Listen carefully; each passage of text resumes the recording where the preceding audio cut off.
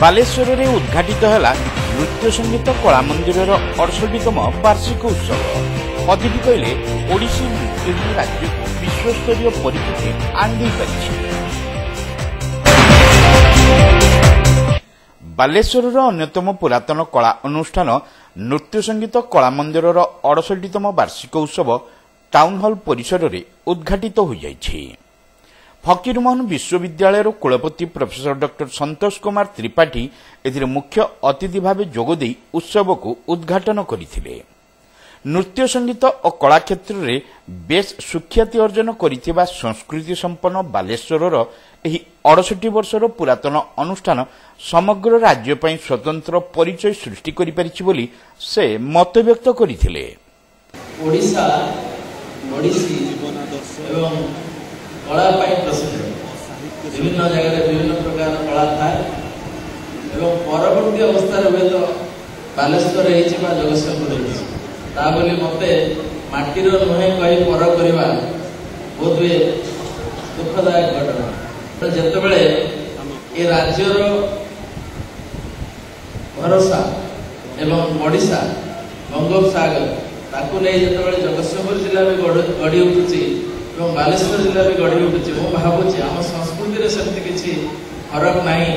तेणु एक कला नृत्य संगीत कला मंदिर मत आपणे किसी असुविधा नहीं।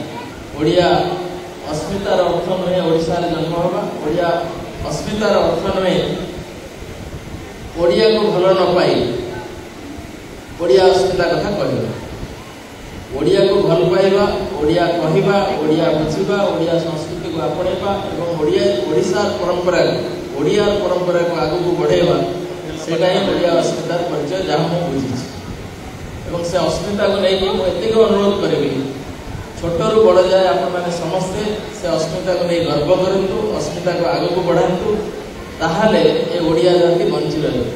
मु बारंबार कहे आम छुआ मैंने टे बाटबणा होती ओडिया भाषा कहवा को भल पाऊना इंग्राजी बा हिंदी जोटा कि भलरे कही पारना से कथा होती कि ओडिया कथा होना। आमको से दायित्व नवाक पड़ो।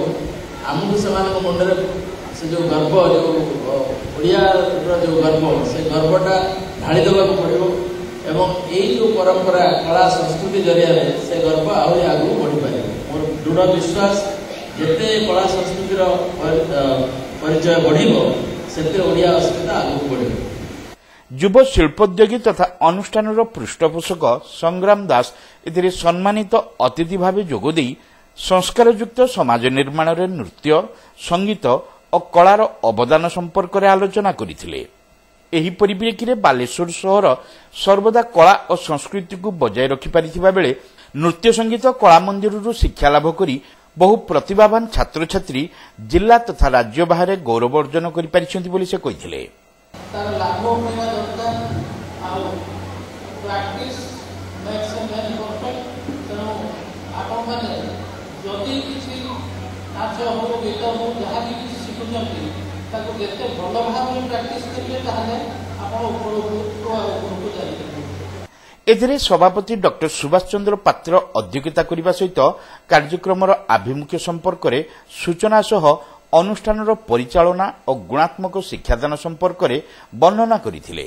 रंजना दास नृत्य संगीत शिरोमणि सम्मान से देख चलते बाकी कार्यक्रम अन्यतम अतिथि उपस्थित हम। नृत्य संगीत कला मंदिर पूर्वतन संपादक तथा वरिष्ठ उपदेष्टा शरद चंद्र दास अनुष्ठान इतिवृत्ति संपर्क में वक्तव्य रखिथिबा बेले संपादक लक्ष्मी नारायण घोष संपादकीय विवरणी पाठ करथिले।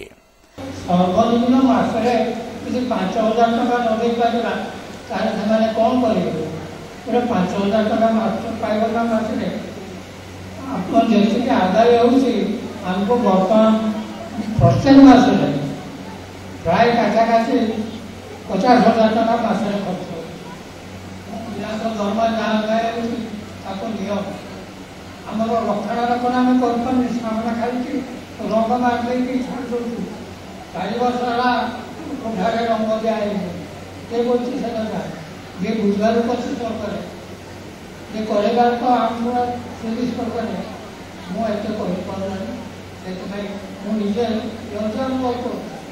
ପଇସା ଆମର ଅଭାବ ପରିଚାଳନା ସମିତି ଅନୁରୋଧ କରିଛନ୍ତି ଯେ ଅଭିଭାବକମାନେ ଆମ ଦୁଃଖ ବୁଝିବେ। ବର୍ତ୍ତମାନ ସରକାରୀ ଅନୁଦାନ ନାହିଁ।